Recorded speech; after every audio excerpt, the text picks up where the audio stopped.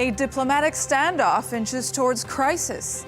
Iran has drawn a firm red line, declaring its ballistic missile capabilities non-negotiable in talks with the United States, a position that hasn't gone down very well in Jerusalem. As Washington and Tehran prepare for further negotiations, Israel is pushing the U.S. to broaden the agenda, including missiles and regional proxies. And Prime Minister Benjamin Netanyahu is in Washington to press that case. With the U.S. beefing up its military presence in the region and no breakthrough yet in sight, the question hanging is, can diplomacy succeed, or is the region on the brink of a bigger confrontation? Coming up next on Counterpoints.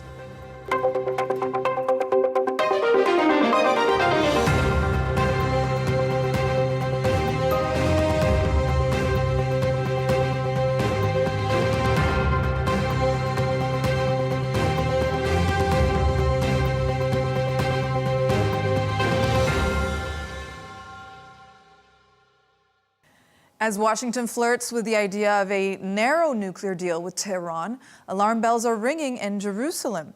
For Israel, an agreement that caps uranium enrichment but ignores Iran's ballistic missile program and leaves untouched its support for armed groups across the region isn't diplomacy, it's déjà vu. Prime Minister Benjamin Netanyahu is expected to carry that warning straight to the White House on Wednesday, pressing Donald Trump not to settle for what Israel sees as a dangerously incomplete bargain.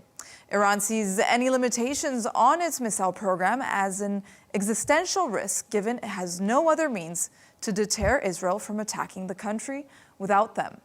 On this episode of Counterpoints, we'll discuss whether Israel is trying to persuade the U.S. to take military action, whether Iran is weaker or stronger than it appears at this stage, and what exactly is causing an impasse in negotiations.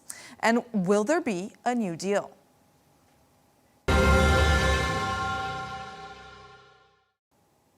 Joining us for tonight's discussion is Liane Polak-David, strategic consultant and former advisor at the Prime Minister Netanyahu's office and the Israeli National Security Council; Brandon Weichert, senior national security editor at 1945; and finally Kieran Andrew, political commentator and doctor of political economy. Welcome to Counterpoints. So Iran says its missile program is non-negotiable. Israel says missiles must be part of any deal. Negotiations continue, and now the Israeli Prime Minister is in Washington. Let's go straight to it. Liane, we're going to start with you. Why is Prime Minister Benjamin Netanyahu in the U.S. right now? Is he trying to persuade President Donald Trump into a wider regional war? Well, if a good deal was possible, then that would have been the ideal outcome. But unfortunately, this is probably not the case. President Trump still wants to get to a deal.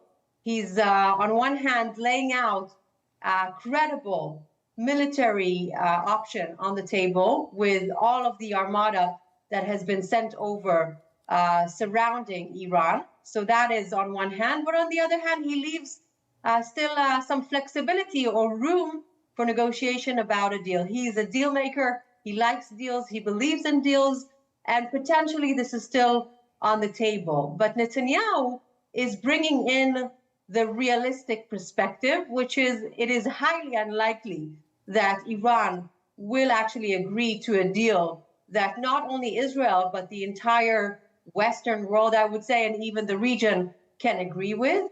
And that means that basically Netanyahu is there to both draw red lines, but also to think about what's next. What happens if the negotiation table fails? What does that actually mean? What is the flexibility that is there for all sides involved? And how do we prepare for that deal to fall, which is likely to be the case? What do you think, Kieran? Do you think there's no prospects for a good deal here, that it's going to fall through? I think we should cut right to the chase.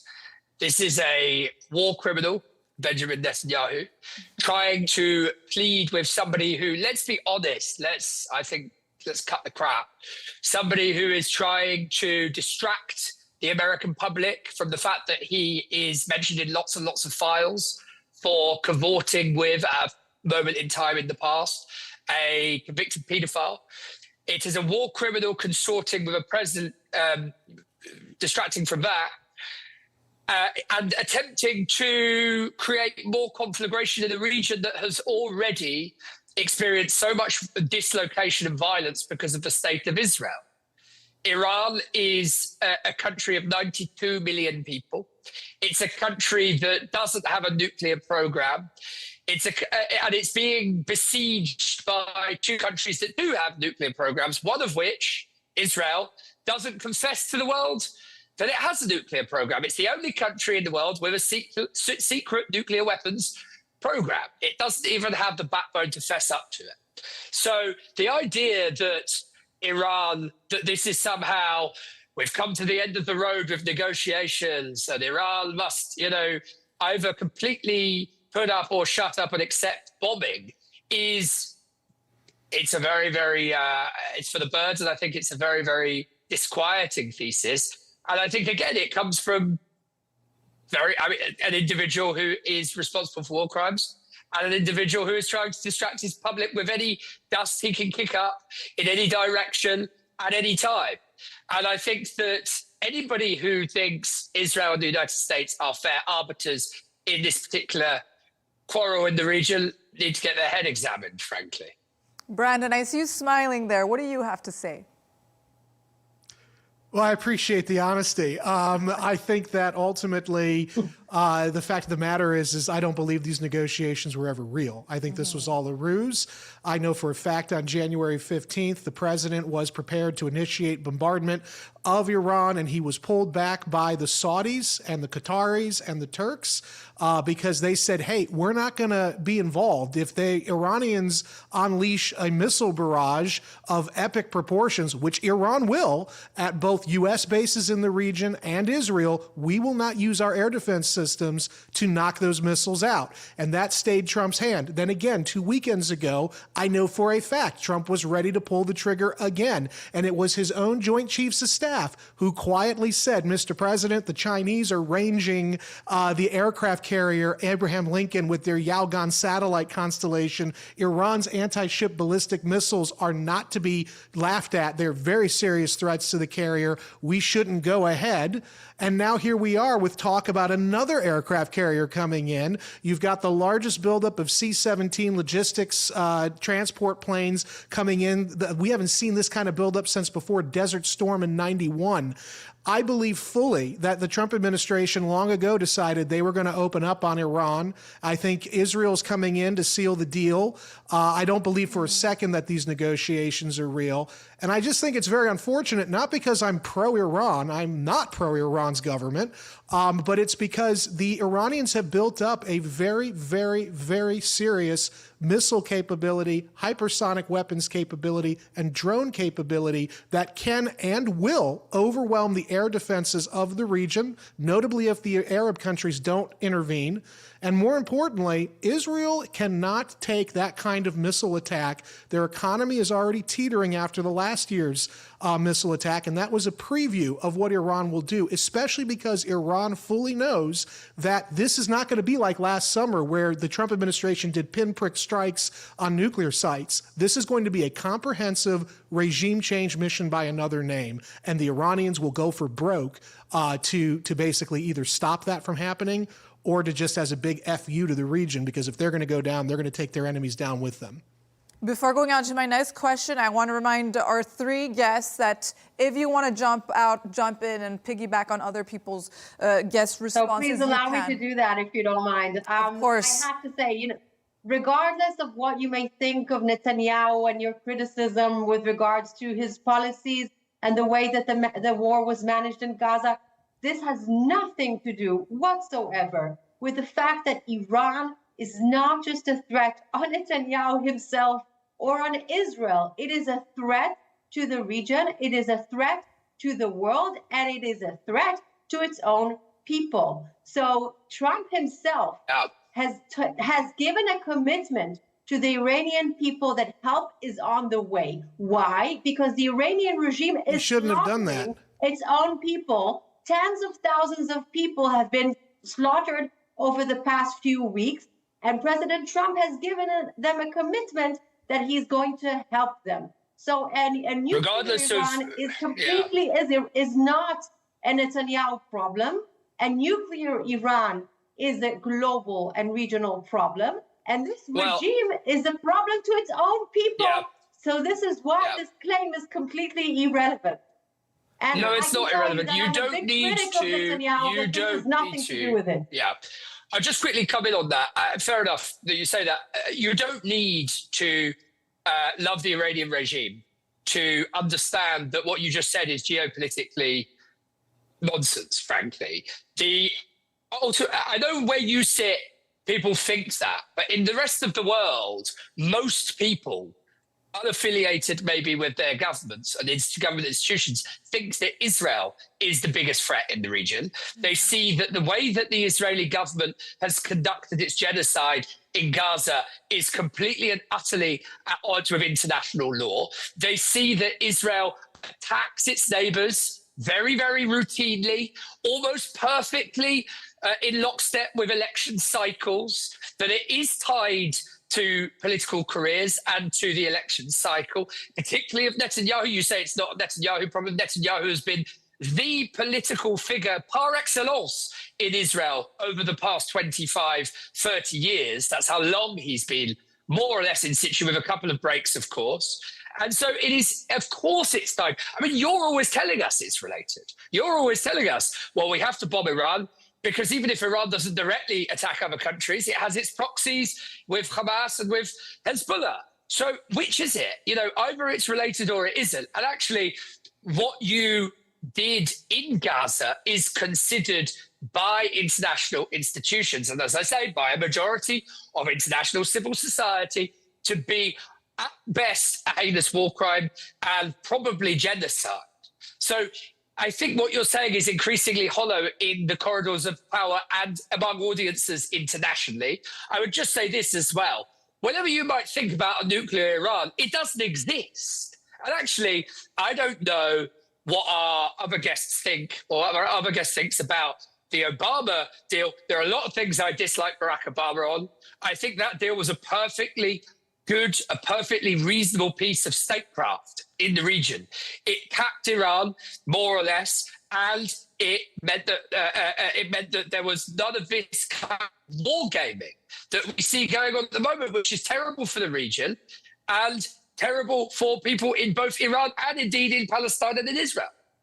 So what do our guests think? The only thing that Iran violated this deal all the time and lied to the international community about it. So, you know, it was a perfect deal. It was simply not really enforced, and it wasn't really what happened was Trump took. Look, actually, what happened was the fact that you let's are just have ignoring, a little bit of the fact Shall that we just you are fact check ignoring quickly? The Iranian regime and I'm not ignoring it. I'm not. Aaron, we'll let Leanne finish. And to the region is beyond me. I'm not ignoring it. I'll just briefly say one thing. First of all, actually, it was Trump tearing up that deal that led to the Iranians, the deal lapsing, and then the Iranians going off and doing their own thing, of course, because the deal was torn up. That's the first thing. The second thing is, I'm not ignoring what the Iranian regime does. I don't like protesters being killed either. But there has to be a modicum of realpolitik here. You can't just say, oh, I don't like what that regime's doing. It's people, let's go and bomb a country with 92 million people in it after we've already created massive refugee crises across the region. Let's hug them, and then maybe they will stop killing their own people and pose a threat on the world. Nonsense. They will fight back. As our other guest said, they will Let's fight bring back. Brandon in. Brandon, what do you think? Are we heading towards an escalation, and is this the wise thing to do, or should Washington keep pressuring for a negotiation? I don't think negotiations can work because there's no consensus among the three parties involved. And the reason I say that is it's not even over the nuclear issue, because I have an entire book about, you know, the Iranian regime and the nuclear threat and the ballistic missile threat. The big issue here is the ballistic missiles. And Iran doesn't really have a conventional air force worth noting. They have put all of their efforts into building out their ballistic missile capabilities, their hypersonic weapons, against which we have no active defense, by the way, and advanced drone swarms.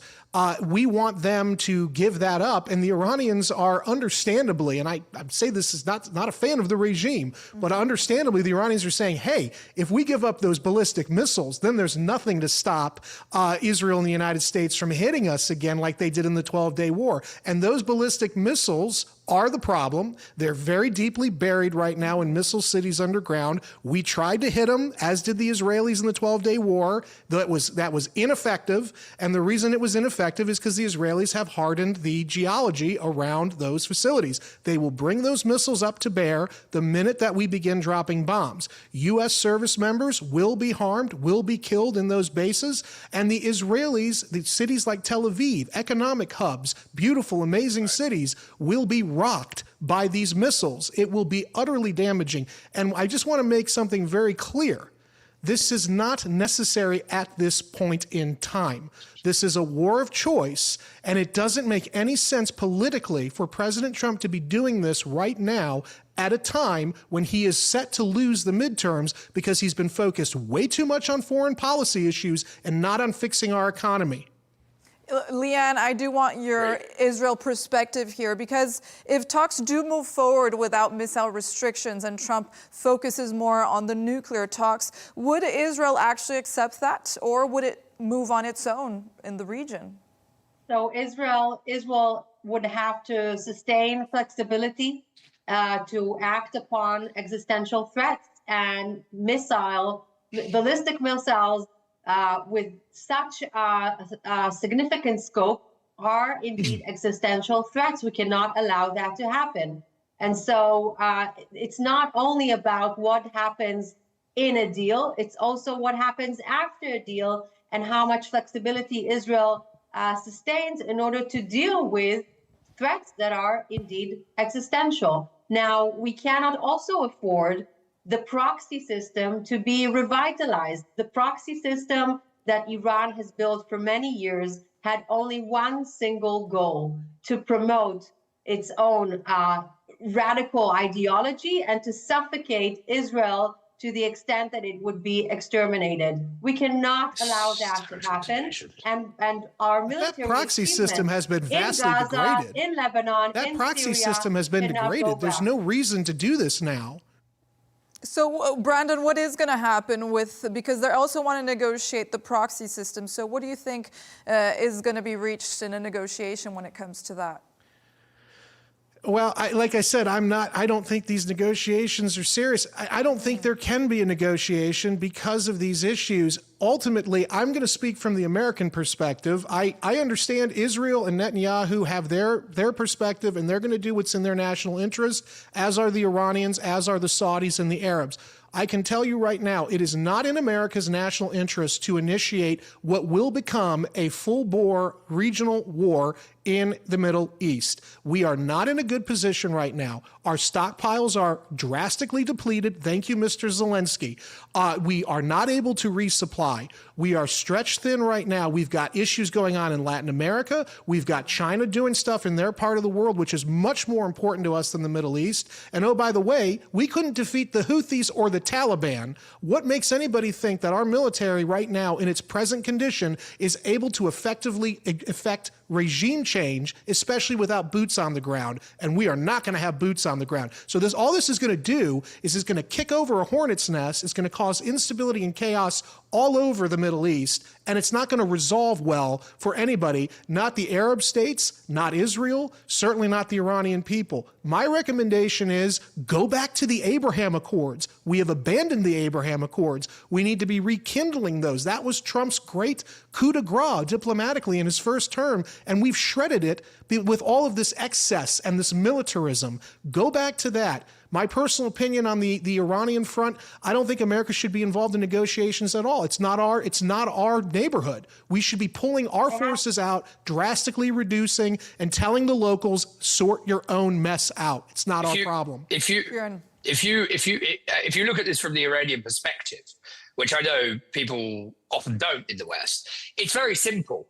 As you mentioned there, Steve, they're going to look at it from their national interest, and the prism of their national interest dictates, does it not, that they would be utterly insane to be giving up ballistic missiles. They would be utterly insane when they have such jingoistic, neighbors that openly talk day in, day out, obsessively about bombing them, about regime change, why on earth would they want to give up any weapons? No regime on earth would. No country on earth would, according to any rational principles. We all know that.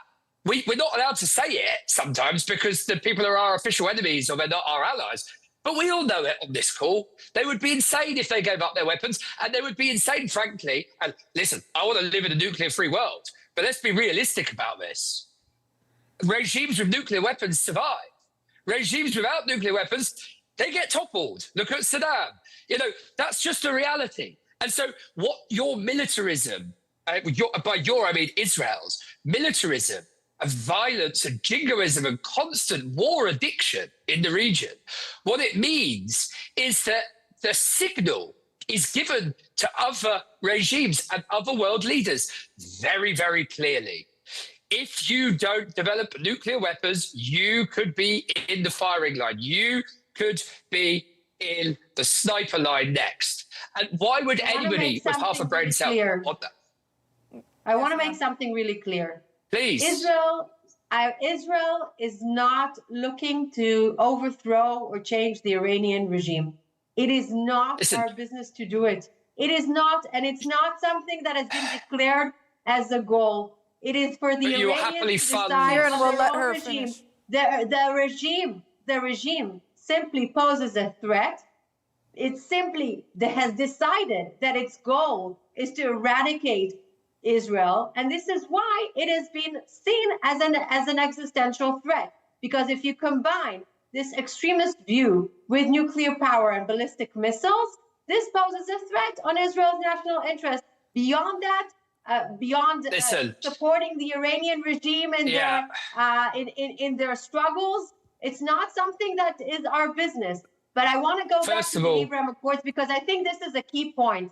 I agree with you. The Abraham Accords are a key factor and need to be expanded and need to be deepened. And Saudi Arabia and Israel normalization is key for the region. And this is why the But it won't happen under these conditions. Tensions, the UAE and Saudi Arabia tensions cannot be in the way of us bringing all the moderate forces together in the region to build a stable region that is built on cooperation, that is built on trust, that is built on security, that is built on prosperity. So I completely agree with that point. And Brandon, I have a question for you. Let's go to Brandon. Well, I was just going to say real quick, then the solution now is not escalation with rolling the dice. The United States military does not have the staying power to do whatever Netanyahu and Trump think it has. And I know for a fact Trump has been briefed on this, and yet he's still fixated on the military option, which is a mistake. The solution is de-escalate. De-escalate everywhere.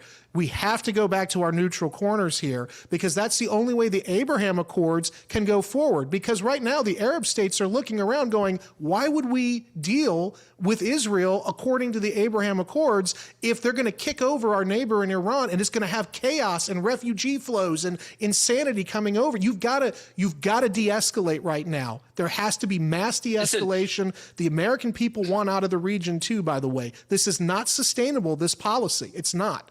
Brandon, another question. There is footage. We'll go to Kieran. There is footage of Benjamin Netanyahu in 2003 begging the Americans to topple Saddam. Now, I know you say we're not interested in regime change. Yeah, but I mean, you're obviously funding a lot of proxy things going on there. But regardless, you're interested in weakening the regime. Now, I don't love the regime. But again, if you're the regime, you will obviously read all of this as, no, excuse me, well, you're defending genocide. I mean, you defend the genocidal country and the genocidal leader, so let's not go there because it won't end well for you. But let me just say, no, you're not going to derail me. I'm going to make my point. I'm not going to be sidetracked by your stupid red herring. I do not have any time for any regimes that kill their own people. But I, unlike you, am capable, first of all, of not supporting genocide, and two, of seeing things through the lens of realpolitik, of understanding that you might object to something happening in the innenpolitik, the civil society of a country, but also understand that, as Brandon has been saying, it might create huge regional instability. right? Those are two things that you ought to be able to hold simultaneously in your head. And that's what I'm trying to do.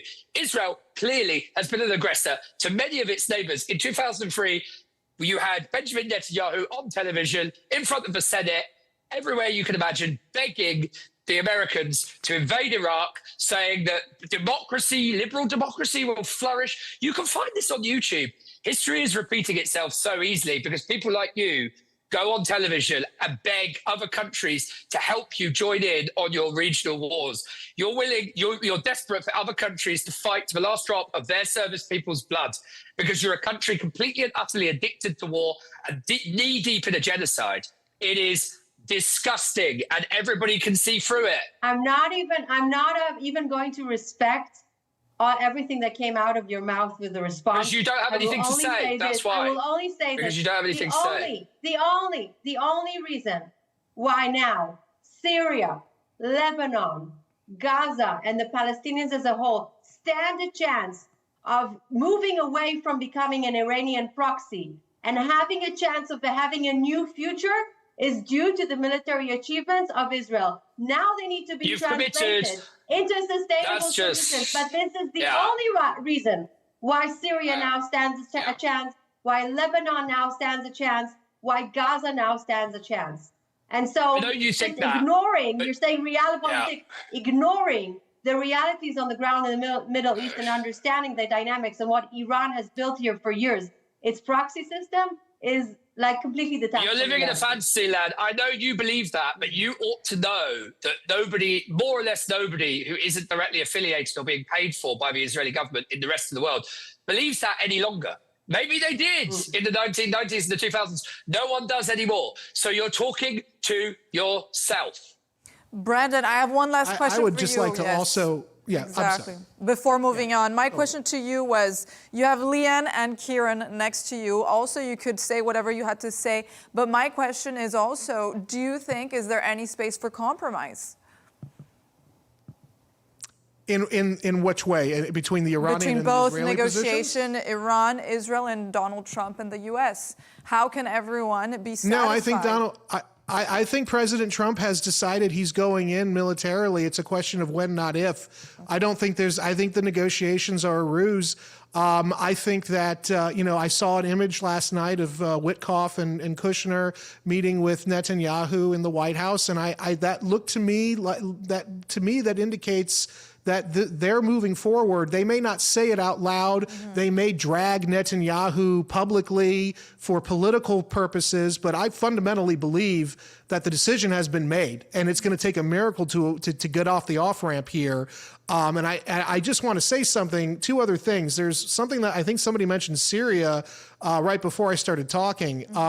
I don't know how anybody could look at Syria as a success story. We handed that country over to an ISIS commander who killed U.S. troops. He killed U.S. troops in the Iraq War by the dozens.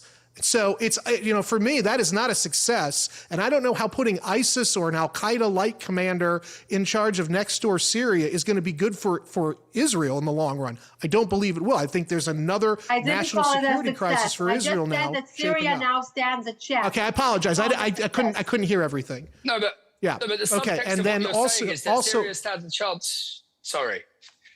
As Iran marks the 47th anniversary of the Islamic Revolution, state media reported millions in the streets, waving flags, burning American banners, and chanting "Death to America." A show of unity and defiance, yet beyond the cameras, another soundtrack echoed through the Capitol. From apartment windows and rooftops, voices could be heard chanting "Death to the dictator." So the question is, are these rallies genuine expressions of national solidarity or a staged display of force masking deep unrest and regional tension? So, Kieran, we're going to go to you here. What do we know? Is Iran weakened enough that any type of military strike could actually be successful? I don't think so, for the reasons that Brandon has talked on the military hardware front. But I also think that it's far more complex than that. Now, I think that it's pretty clear that the regime has spent a lot of its political capital, any political capital that it had in 1979, and it had a lot in 1979 because of the nature of the prior regime, whatever political capital it had, it has spent. And clearly, it still has its coalitions within Iranian civil society, but they've shrunk.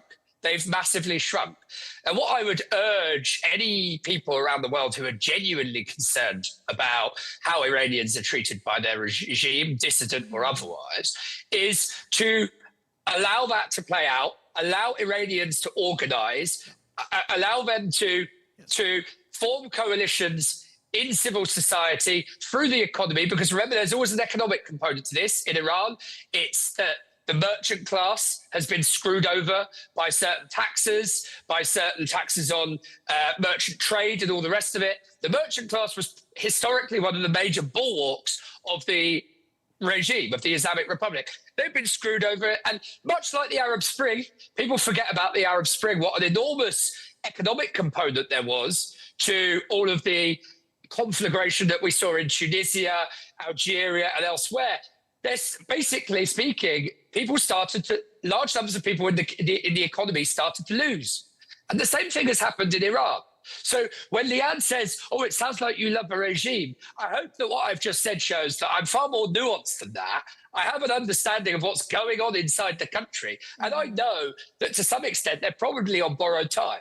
But I also know that when you bomb a country with a powerful figurehead and a class or a caste that's been in power since 1979, and there is no viable alternative. There is no power base that is homogenous enough to compete with that. You create not regime change, you create massive political vacuum. And in that political vacuum, often you get monsters. You get monsters filling the void, right? And, you know, what Brandon said a moment ago about Syria. Exactly, right? We're on the set. What you said about Syria, look where we are with that. And by the way, saying, oh, I wasn't saying that the new leader of Syria is great, but the subtext of saying the IDF has given Syria a chance is that the new leadership is hopeful and positive. And as Brandon rightly pointed out, he murdered American service people in the war in Iraq in 2003 and beyond. He is a jihadist. He's an Islamic fundamentalist. So I think that's just a small illustration of what happens when you take out regimes that have, over long periods of time, created their power bases, fossilized their institutions so that they're very embedded, very path dependent. If you nuke those, if you dissolve those institutions, you don't get a spontaneous upspring or upsurge of democracy. You get utter chaos. Brandon, what do you think? I have to say that I agree with that complexity. I agree with that complexity. It is not something that there's a recipe for toppling a regime and getting a better regime afterwards. There is risks of chaos. There is risk of vacuum. And nobody here thinks that just toppling the Iranian regime will get us necessarily to a right track. But there is also the element of what the Iranian regime poses in terms of the threat, both internally and externally. And to that, again, this is not an Israeli issue. There is a reason why, for example, the European Union has decided to sanction Iran. It's not just on the basis of the fact that because they go along with. They simply think that the Iranian regime should be supported. The Iranian regime poses a threat to the world, and this is why sanctions are coming from different angles, from different sides of the world. So there is no easy recipe here, but there needs to be consistent pressure on the regime. And the regime cannot be allowed to hold kinds of weapons that pose existential threats to democratic countries in the region. Brandon, I'd love your thoughts on that. Well, I mean, there's much in there to agree with. I certainly, again, I don't trust the regime in Iran. I don't think they have our best interests at heart. I don't think they have their own people's best interests at heart. But at the end of the day, we're talking about capabilities and intentions. The Iranians, with these ballistic missiles that they have have actually proven that the only time they're going to pop them off at us is if we start poking them. And so I think there's an off-ramp here. I'm not saying they're going to be always reasonable, but I do think it can buy time for cooler heads to prevail. Clearly, the Iranians understand that if they really go full bore, that's probably the end of their regime. That is inherently a deterrent, factor here. So I think there's much to build on diplomatically. You mentioned the EU, but remember, the EU was also getting trashed 10 years ago because they were the first ones to open up business ties with the Iranians once JCPOA, the Iran nuke deal, went forward. So I don't really know what holding them up is really going to do. I mean, they're a completely gelded, geopolitical entity in Europe, completely useless.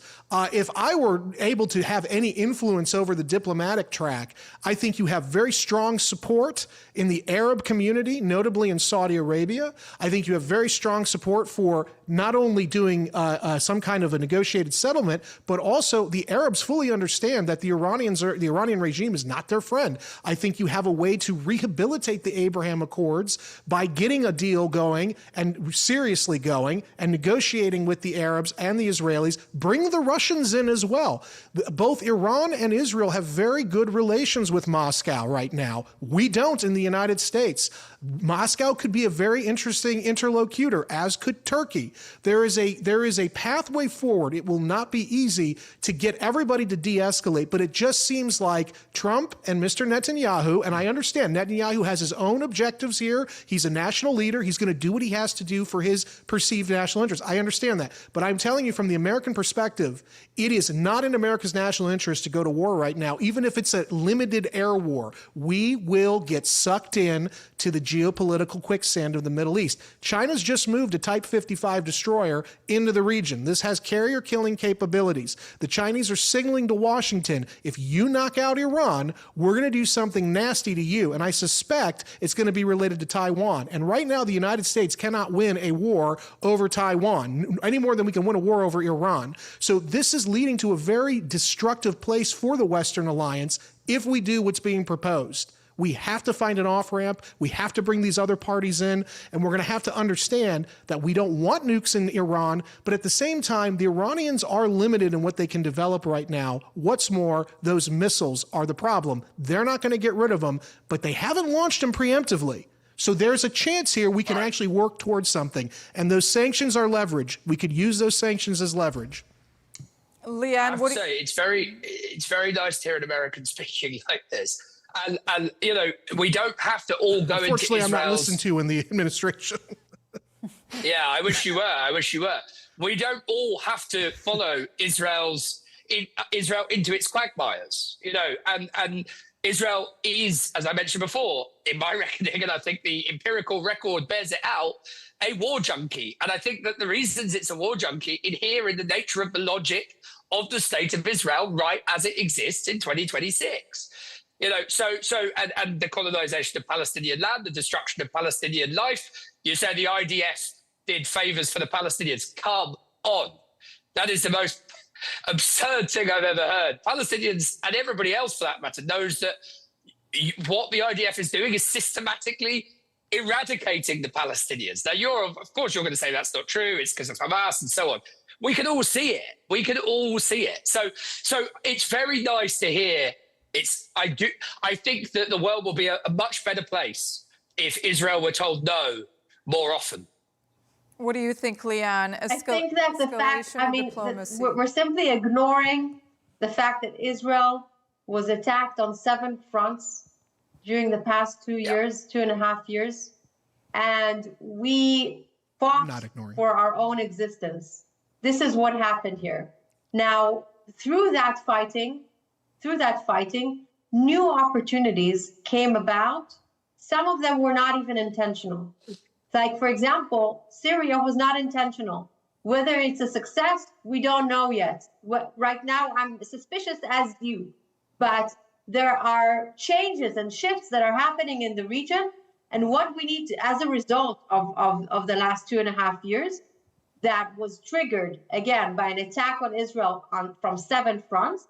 But now what we need to do is we need to work together, all the moderate forces in the region, with the U.S. leadership, and we need to call it very straight, right from wrong. Iran and its proxy system cannot be revitalized.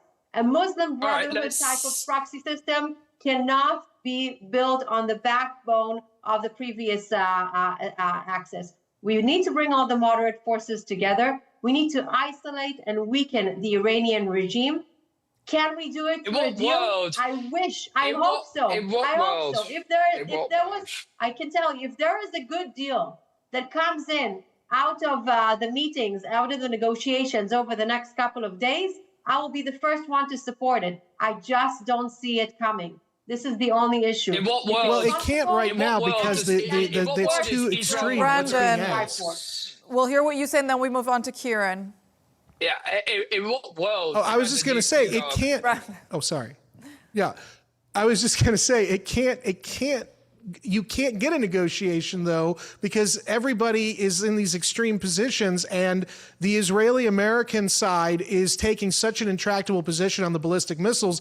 Iran can't negotiate. Now, I'm not saying that we can trust them, but I'm saying clearly they know the stakes, so they're going to want to negotiate rather than go to war, jaw over war. But the thing here is also that we have to remember, you're talking about moderate voices, and I'm right with you. This is why I've been such a loud, outspoken proponent of the Abraham Accords. But I'm telling you, you're driving those moderate voices into the darkness with everything that's gone on in the last year and a half. Whether you believe what's going on in Gaza is national self-defense, and I agree after 10/7, Israel was justified to seek retribution against Hamas. I agree with you.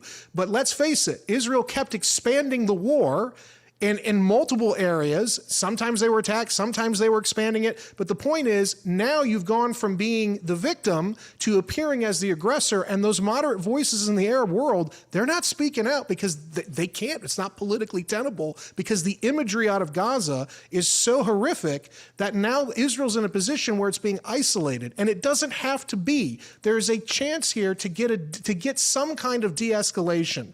De-escalation is key, and the way forward is what I'm saying. It's not by blowing up Iran. We're not going to be able to bomb anybody into democracy. It never worked before. It won't work now. It's going to make everything worse, especially for Israel. Kieran, what do you think? You don't think we can all work together here? Democracy as well. Yeah, what I think very clearly is that in what world does Israel get to claim that it is part of moderate forces or moderate parties when it's committing genocide in Gaza, it's an apartheid state? Well, I can see people sort of groaning, but the reality is Palestinians are people. They exist. Yeah, and they might not have power. I agree. I'm just. Okay. It's not. Okay. But this isn't really helpful to the conversation, in my opinion. Well, but it is bringing up the emotional. Well, it is. We are it's not talking emotional. about I tell Iran, you and I tell you why. We're talking about. I tell you why. I tell you why. I tell you why. Let's let Leanne speak, and then we're going to wrap. I can talk over you too, and then nobody can hear anything. The only thing that Do you want to just keep talking over each other, and then neither of us can hear anything, and the audience can't either? Right. I'll talk, then you can talk. I'll tell you why it's relevant. Because Israel manages to shapeshift and create this amazing situation in which it reconstitutes itself as a reasonable party in the region. So it's a country that commits genocide by most reckoning, or it's violating international law at the very, very least.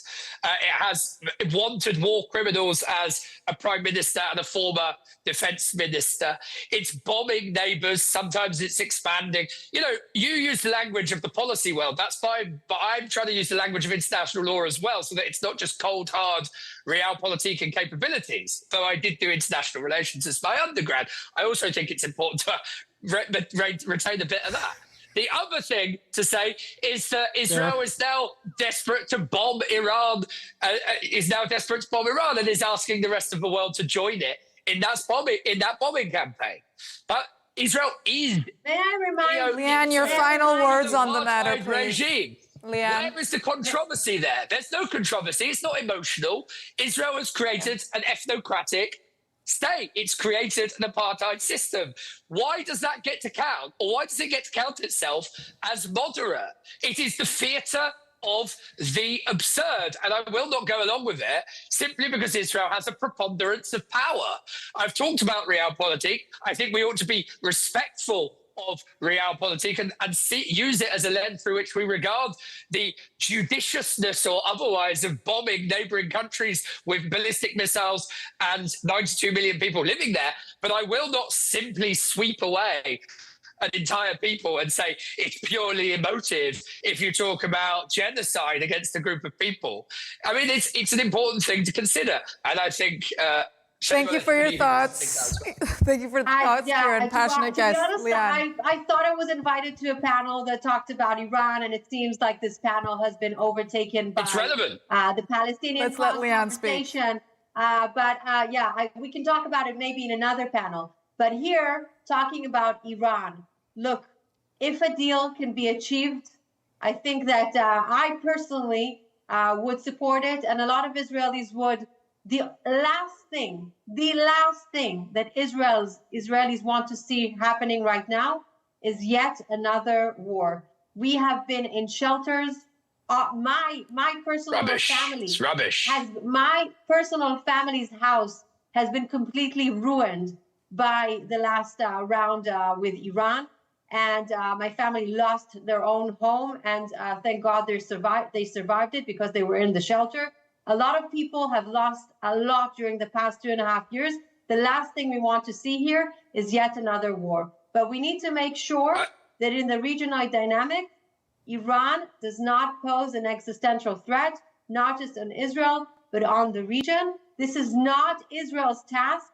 This is something that the U.S., as the leader of the free world, should lead on, and that the moderate forces, both in the West and in the region, should align with Trump's leadership. That's all. That's all we have time for, I'm afraid. Thank you to all our guests for joining us today, and we hope we can have you on again as further developments take course. Thank you so much for all the passion coming out of this panel. So joining us for the discussion was Lian Polak-David, strategic consultant and former advisor at the Prime Minister Netanyahu's office and the Israeli National Security Council, Kieran Andrew, political commentator and doctor of political economy, and Brandon Weichert, senior national security editor at 1945. Thank you all for joining us here at Counterpoints.